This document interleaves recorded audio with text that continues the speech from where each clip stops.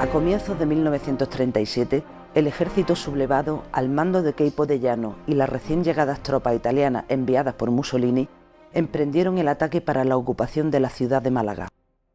La operación se diseñó de forma envolvente. El ejército sublevado español atacaría desde el oeste por la carretera de Algeciras a Estepona y por la serranía de Ronda, mientras que las fuerzas italianas, distribuidas en 3 columnas, convergerían desde el norte hacia Málaga. A medida que estas fuerzas fueron avanzando, la ciudad se fue llenando de refugiados. Málaga se había convertido en un refugio para muchos fugitivos de todas las provincias que la rodeaban, porque era la única ciudad importante del sur que permanecía en territorio republicano. Así es que quienes huían de la represión de la provincia de Cádiz, de la provincia de Sevilla, también de la provincia de Córdoba, se dirigieron a Málaga desde principios, desde el verano de 1936. En enero de 1937 Málaga había aumentado significativamente la población. Estos refugiados fueron acogidos en centros públicos y también se habilitaron iglesias, la catedral especialmente, y allí permanecieron durante semanas y durante meses hasta que en febrero de 1937, a principios de febrero, hubieron de huir con gran parte de malagueños. Los italianos asientan su centro de operaciones en Antequera, que fue ocupado el 12 de agosto. A partir de ahí pues organiza tres columnas, la de la derecha, izquierda y centro. Desde ahí tienen la orden de llegar hacia Málaga por distintas vías. La columna de la izquierda, Antequera, Almojía, hasta que a Málaga. La del centro, que era la más fuerte en efectivo, tenía la misión y el recorrido que hizo hasta Málaga, pasando por Colmenar, rompiendo el puerto de los Alasores. La columna de la izquierda, digamos, sería la de la derecha, mirando del Frente Republicano, tenía la misión y la orden de romper el frente por venta de Zafarraya. En este cerco, embotellamiento que le hacen a Málaga, la única vía de escape, la única salida que tenían los republicanos era la Nacional 340.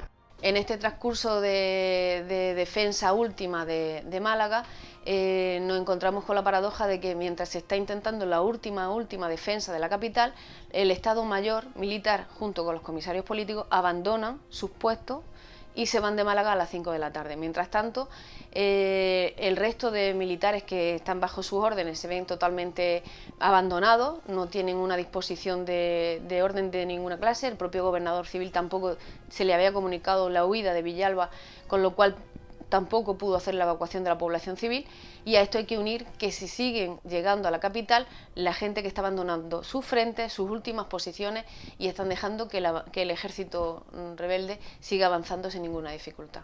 Una vez que ya se ha ocupado Málaga, el general Roata desde Antequera recibe la orden directa de Ciano para que siga avanzando en la carretera que lleva hasta Almería, que siga persiguiendo al ejército republicano que está abandonando por ahí la situación. Los buques de guerra, la escuadra sublevada, los Canarias, Cervera, el Baleares, hostigaron, iban batiendo todo lo que es el litoral desde Málaga hasta Almería, bombardeando no solamente a los efectivos militares que iban por la Nacional 340, la carretera de la muerte, sino también población civil.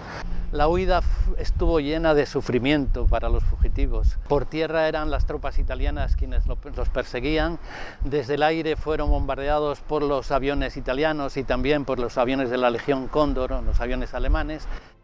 Y desde el mar fueron los cruceros de las tropas rebeldes quienes les atacaron. Hay un episodio en el que uno de los pilotos comunica a su superior de que ve población civil y vuelve a repetir, que le vuelvan a repetir la orden. Digamos, el mismo piloto quedaría sorprendido, ¿no?, cuando tiene la orden de que bombardee sobre la carretera, en el que podían visualizar pues población civil, no solamente militares.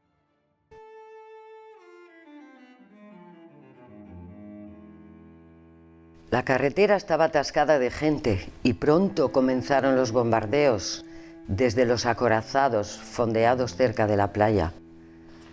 La carretera estaba expuesta al mar en toda su extensión hasta Motril. Los obuses estallaban en las rocas y comenzó a caer una lluvia de pedruscos. La gente corría llevando los niños en brazos y abandonando las últimas pertenencias. Se oía los gemidos de los heridos y de los viejos, que con lágrimas en los ojos suplicaban que los abandonaran allí e intentasen salvar a los niños. A medida que va avanzando esta columna motorizada, por la carretera se van encontrando con grupos de refugiados que se ven superados por ellos, y en un principio se les deja, pero conforme van llegando a las poblaciones son detenidos e ingresados en los calabozos, hasta que no se resuelva la situación del huido. Consecuencia de estas detenciones de huido son las fosas que actualmente tenemos en la provincia de Granada, en Málaga. Por ejemplo, desde San Rafael hay más de 4.000 personas enterradas. Son fosas muy grandes y en poblaciones del interior. Y una vez que llegan a esas poblaciones no se le hace juicio, directamente se le fusila. Dentro de esta represión hay que tener en cuenta el papel de la mujer. Son conocidas las alocuciones de Queipo de Llano diciendo que mujeres os van a enseñar lo que es un hombre cuando lleguen las tropas. Entonces muchas tenían pánico, de hecho se produjeron muchísimas violaciones y asesinatos, de forma que ella ya no se la perseguía por el hecho de ser política, sino también por el hecho de ser mujer, con lo cual es una doble represión. Un punto neurálgico, un punto decisivo, que fue el paso del río Guadalfeo, ya andados casi 100 kilómetros desde Málaga. El río Guadalfeo, que está cerca un poco antes de llegar a Motril, era un paso decisivo porque quien conseguía pasar el río, pues prácticamente había salvado la vida. Quien no lo pasaba, pues quedaría copado y en manos del ejército rebelde. En todo caso, en el río muchísimas personas perecieron y fueron arrastradas por el agua. Las tropas italianas se encuentran el día 9 con el río Guadalfeo y con la imposibilidad de cruzar al otro lado para atacar Motril, puesto que no tienen ningún puente. Enfrente se van a encontrar con algunos restos de las tropas del bando republicano, que básicamente van a ser el batallón Motril y otros elementos de apoyo mínimos, porque realmente el comandante Adriano se había trasladado a Vélez Benaudalla con los batallones más importantes. Entonces nos encontramos con un resto de esas tropas, que en ningún momento van a ser obstáculo a las tropas bien preparadas, con un fuerte armamento, tanto por carros como armamento pesado. La aviación era fundamental en esta operación de ocupación de Málaga y Motril, y de hecho la superioridad numérica y la mejor preparación de sus pilotos hizo que su trabajo fuera muy efectivo y realmente necesario para el avance de la columna motorizada. La primera operación aérea en la que participa el ejército republicano es el bombardeo del Canarias por parte de un Katiuska, que es derribado por fuerzas nacionalistas y justamente cayó en este lugar. La descoordinación de la Fuerza Aérea Republicana hizo que los Potes y los aviones de escolta, los Polikarpov, no se llegaran a ver. El balance fue de 3 Polikarpov derribados y los 2 Potes derribados. El avance de las tropas italianas y la desconfianza en el mando militar hizo que la población que se había ido acumulando en Motril emprendiese de nuevo la marcha. Motril quedó prácticamente despoblada. Muchos huyeron hacia las poblaciones cercanas como la Garnatilla o Lújar, pero la mayoría decidió emprender la marcha por la carretera de Almería. La mayor parte de la población que huye por la carretera de Almería en estos momentos son mujeres y niños, que son bombardeados de nuevo por la aviación italiana y que no consiguen encontrar auxilio hasta sobrepasar Castelldeferro, donde encuentran al equipo del médico canadiense Norman Bethune. Norman Bethune, un cirujano eminente de Canadá, había venido a España para ayudar como médico a la República en su lucha contra el fascismo. Montó un servicio de transfusión de sangre móvil y para llevar sangre a los frentes. Él tuvo noticia de que en Málaga se iba a producir una gran batalla y entonces decidió venir desde Valencia por Murcia y Almería hasta Málaga. Las imágenes que ellos captaron pues nos hacen vivir lo que allí sucedió. Y es que pienso que sin imágenes no hay historia. Norma Bethune, además de ser una persona solidaria que entregó su vida y la puso en riesgo, fue la persona que permitió que ahora tengamos noticia de lo que allí sucedió.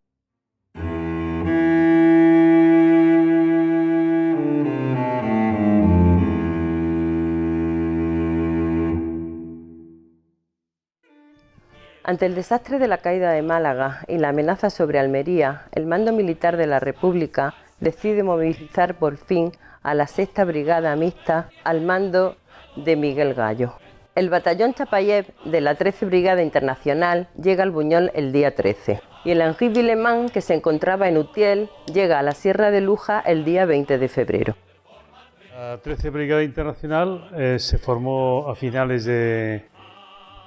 principios de diciembre del año 36 en base a 3 batallones, dos batallones franceses, el Louis Michel y el batallón Villemain, y un batallón curioso, extraordinario, se le llamó el batallón de las 20 naciones, era el batallón Chapayev. Estaba compuesto por nacionalidades muy distintas, tanto europeas, es decir, alemanes, y sobre todo de Europa del Este, yugoslavos, búlgaros, húngaros, polacos, etc. Pero también había algunos voluntarios de América. Conquistaron Castelldeferro, avanzaron hacia Calahonda, conquistaron Calahonda, toda la zona de sierra que rodeaba Motril, y el día 19 estaban en disposición ya de lanzar un ataque sobre Motril.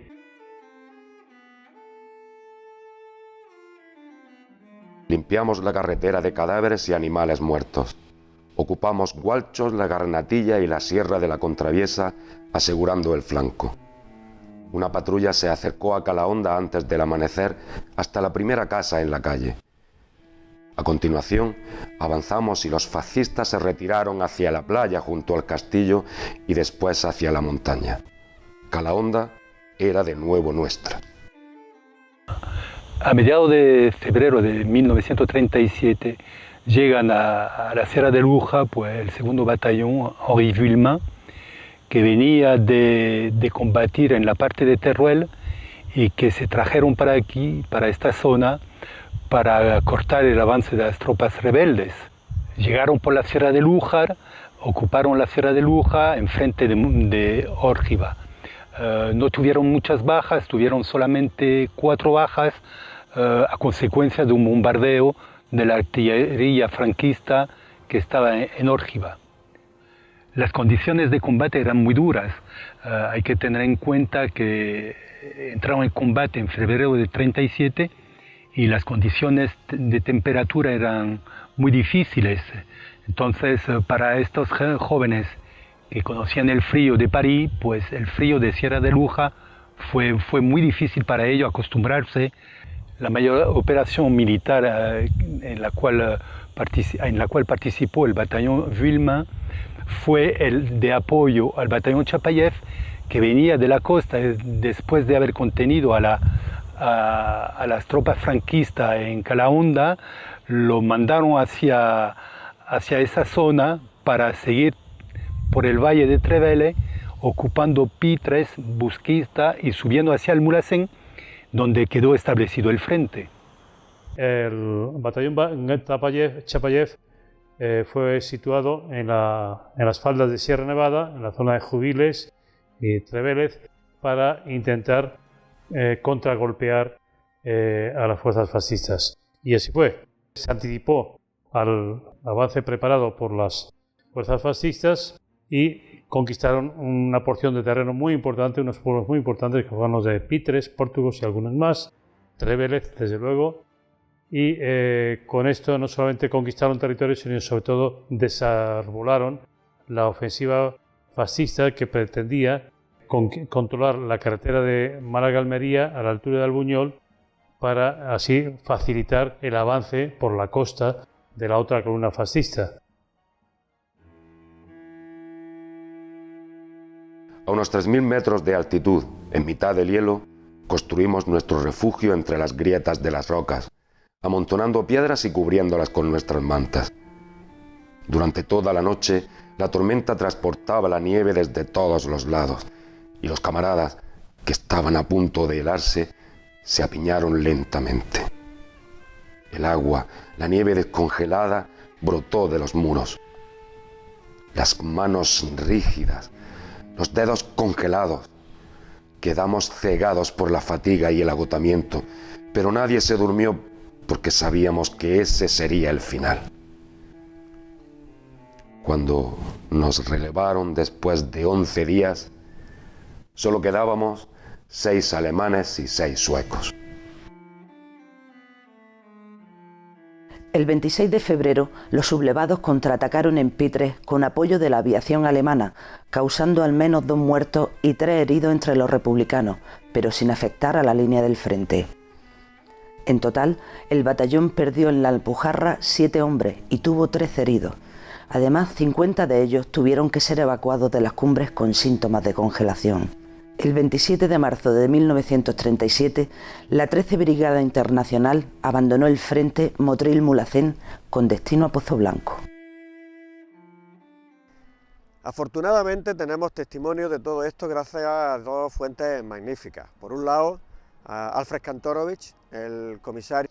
En estas imágenes recoge en primer lugar la llegada de los refugiados a Almería y que también recopiló muchísimas imágenes gráficas que redactó y publicó en varios libros, quizás el más interesante de ellos, Chapayev, el batallón de las 21 naciones. La segunda fuente, que es la más importante en cuanto al número de imágenes, nos ha llevado casi 2 años de investigación por museos de Francia, de Austria, de Alemania, de Estados Unidos, y que recogen las imágenes que Robert Capa y Gerda Taro toman del batallón Chapayev, especialmente de la compañía polaca Mickiewicz, entre su llegada a Almería el día 14 y el abandono de la costa de Granada el día 18, que son conocidas, han sido publicadas de forma profusa, pero también recoge otras imágenes de los servicios sanitarios en Aguadulce y la llegada de las tropas republicanas a Castelldefels y finalmente a Calahonda. En Calahonda son básicamente 3 ubicaciones las que retrata. La mayor parte de ellas responden a las imágenes de la ocupación del pueblo, de las principales calles del pueblo, pero también de las zonas serranas que están en su entorno, que corresponden a algunas de las imágenes que también hemos podido recoger. De entre todas estas imágenes yo destacaría 2 de ellas.